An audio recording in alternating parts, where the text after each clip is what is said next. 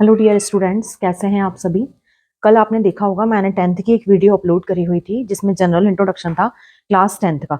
आज हम यहाँ पर क्लास 10th के बायो पोर्शन का सबसे पहला वाला जो चैप्टर है लाइफ प्रोसेस उसको डिस्कशन करने वाले हैं। लाइफ प्रोसेस, उसके बाद में हम आगे करेंगे कंट्रोल एंड कोऑर्डिनेशन, उसके बाद में जो था हाउ डू ऑर्गेनिज्म रिप्रोड्यूस, उसके बाद में था जेनेटिक्स। इस तरह से हम सारे चैप्टर्स के सारे टॉपिक को कवर करेंगे। उसमें से कौन कौन से इंपॉर्टेंट क्वेश्चन बनते हैं 10th के पॉइंट ऑफ व्यू से। तो ऑलमोस्ट आपका सिलेबस तैयार होगा, बट फिर भी पेन कॉपी लेकर के बैठिए, कहीं डाउट होता है तो कमेंट सेक्शन में मैसेज करिए। सबसे पहले हम बात करें लाइफ प्रोसेस की। तो लाइफ प्रोसेस मतलब ऐसी कोई प्रोसेस जो लिविंग ऑर्गेनिज्म में लाइफ को चलाने के लिए कंपलसरी होती है, वो लाइफ प्रोसेस कहलाएगी। तो लाइफ को चलाने के लिए बहुत सारी मैकेनिज्म होती हैं जो इंपॉर्टेंट होती हैं। जैसे अब हम बात करें तो सबसे पहले nutrition, circulation, respiration, excretion. Life process जो आपका टॉपिक है, इसमें आपको ये चार मैकेनिज्म को कंप्लीट स्टडी करना है कि ये एनिमल और प्लांट्स दोनों में किस तरह से होती है। हम एनिमल और प्लांट्स में ही क्यों देखेंगे हम, क्योंकि इनके अलावा तो कोई तीसरा होता ही नहीं है जो लिविंग है। लिविंग मतलब जिनमें मेटाबॉलिक एक्टिविटीज हो रही हैं उनको हम लिविंग कहेंगे। तो प्लांट और एनिमल में ये सारी प्रोसेस कंटिन्यूअसली होती है जिनके कारण वो सर्वाइव करते हैं एनवायरमेंट में और अपने आप को जिंदा रखते हैं। तो इस तरह से सबसे पहली जो प्रोसेस है आज की वीडियो में हम बहुत अच्छे से न्यूट्रिशन प्रोसेस को स्टडी करेंगे। न्यूट्रिशन की बात करें तो न्यूट्रिशन मतलब होता है पोषण। यदि हम हिंदी में बात करें तो न्यूट्रिशन का मतलब होता है पोषण, मतलब जो भी कुछ हम खा रहे हैं वो हमारी बॉडी के लिए कैसे हार्मफुल है या कैसे बेनिफिशियल है। और यदि प्लांट में बात करें तो प्लांट अपने आप को कैसे ग्रोथ करते हैं। जैसे हम देखते हैं प्लांट छोटा था, फिर बड़ा हो गया, फिर पेड़ बन गया। तो प्लांट अपने आप को कैसे ग्रो कर रहे हैं, तो वो ग्रो करने के लिए उनमें भी कुछ न्यूट्रिशन पाया जाता होगा या उनमें भी कुछ मैकेनिज्म होती होगी। तो इस तरह से हम देखें तो न्यूट्रिशन जो हम देखेंगे वो प्लांट और एनिमल दोनों में देखेंगे। यदि हम सबसे पहले बात करें प्लांट में, तो प्लांट में एक फोटोसिंथेसिस करके मैकेनिज्म होती है जिसके थ्रू प्लांट अपना भोजन या अपना फूड को प्रिपेयर करते हैं। और एनिमल में बात करें तो एनिमल में कई सारी अलग अलग मैकेनिज्म होती हैं। और उसके बाद में न्यूट्रिशन की ह्यूमन बीइंग में, क्योंकि आपके सिलेबस में किसी अदर एनिमल के बारे में नहीं स्टडी करना है, केवल ह्यूमन बीइंग का डाइजेस्टिव सिस्टम को स्टडी करना है। तो ह्यूमन बीइंग में किस तरह की प्रोसेस होती है वो हम कंटिन्यू करेंगे। पहले हम देखते हैं प्लांट में होने वाली फोटोसिंथेटिक की मैकेनिज्म। सभी पेन कॉपी लेकर के बैठिए, कहीं भी किसी भी स्टूडेंट को डाउट जाता है तो प्लीज कमेंट सेक्शन में मैसेज करिए और उसे नोट डाउन करके भेजिए कि हमें ये समझ में नहीं आ रहा है। अब हम बात करें प्लांट में फोटोसिंथेटिक की मैकेनिज्म, तो सभी को बहुत अच्छे से पता होगा। देखो, वर्ड को समझिए। कभी भी अगर आपको बायो के कॉन्सेप्ट को क्लियर करना है तो वर्ड को बहुत अच्छे से समझना होगा।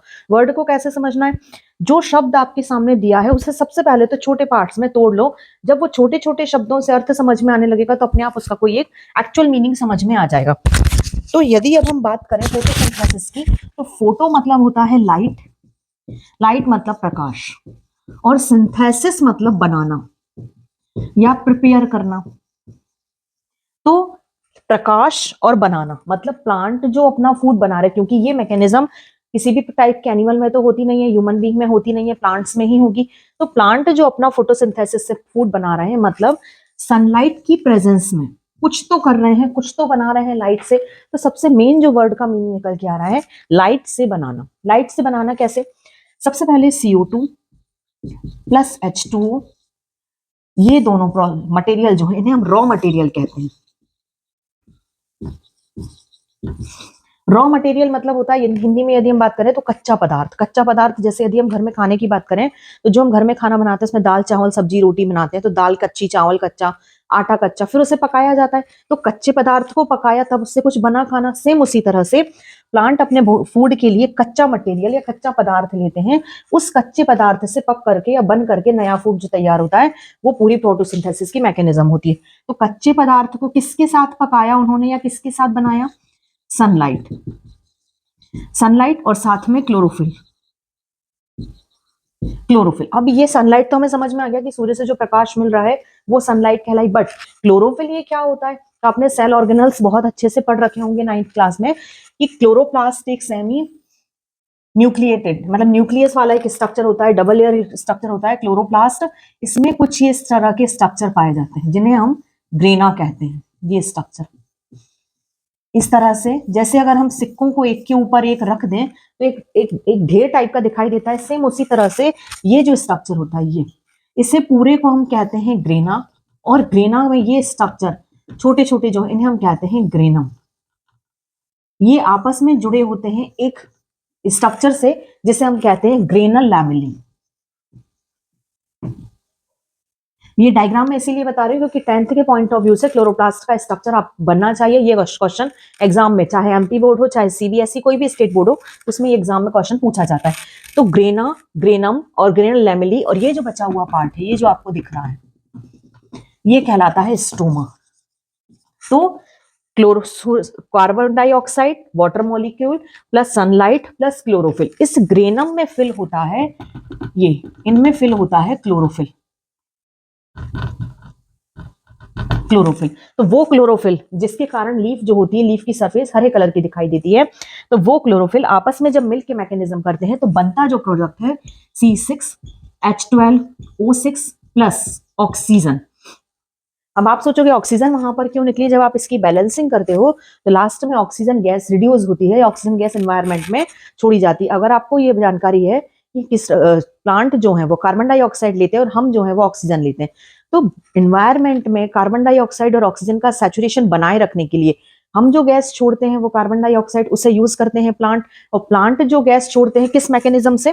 फोटोसिंथेसिस। ऑक्सीजन गैस छोड़ते हैं जिसे हम लेते हैं, इसके कारण एनवायरनमेंट में एक बैलेंस बना होता है। अदरवाइज हमें ऑक्सीजन नहीं मिल रही, अगर हम भी ऑक्सीजन ना लें, कार्बन डाइऑक्साइड लें और प्लांट भी CO2 लें, तो फिर कैसे मैकेनिज्म होगी? इस कारण से दोनों ही एक छोड़ते हैं और दूसरे उस गैस को कंज्यूम करते हैं। तो इस तरह से ये मैकेनिज्म होती है जिसके कारण प्लांट अपना फूड प्रोड्यूस करते हैं, इसे कहते हैं ग्लूकोज।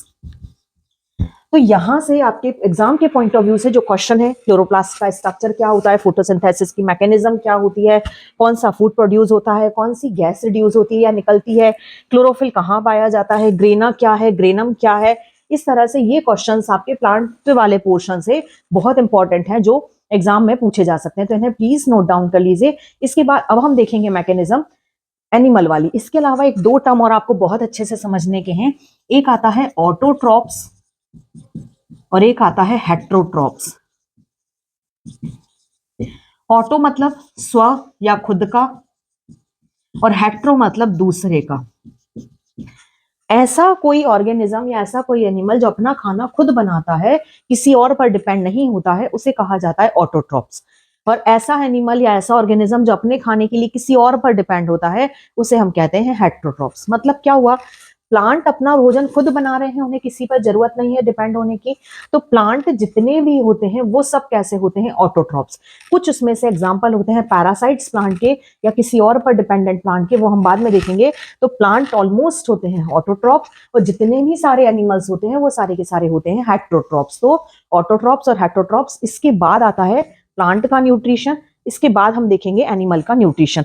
तो प्लीज कहीं भी डाउट जाता है तो वीडियो को पूरा देखिए, क्वेश्चन में कॉपी में नोट डाउन करिए, और उसके बाद में कहीं डाउट होता है तो कमेंट सेक्शन में मैसेज करें और वीडियो को प्लीज फॉरवर्ड करें। Thank you.